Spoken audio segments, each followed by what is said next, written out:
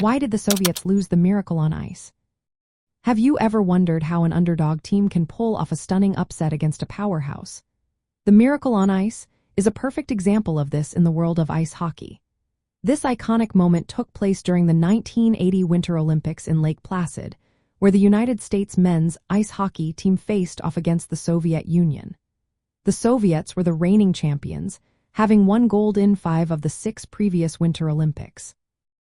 They entered the tournament as heavy favorites, boasting a roster filled with professional players who had extensive international experience. On the other hand, the U.S. team was mostly made up of amateur players, many of whom were young and inexperienced. This team was not only the youngest in the tournament but also in the history of the U.S. national team. Despite this clear difference in experience, the U.S. team, led by coach Herb Brooks, developed a game plan that effectively challenged the Soviet style of play.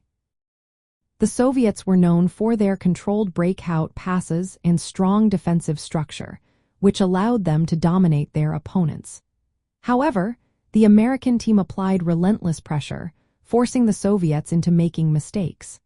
This strategy disrupted the usual rhythm of the Soviet game, limiting their ability to execute their plays effectively. During the match, the score was tied at 2 goals each after the first period. The Soviets managed to take the lead in the second period, going up 3-2. However, the U.S. team did not back down. In the third period, they scored 2 goals, ultimately winning the game 4-3. The victory was not just about tactics. It was also about the determination and teamwork of the American players.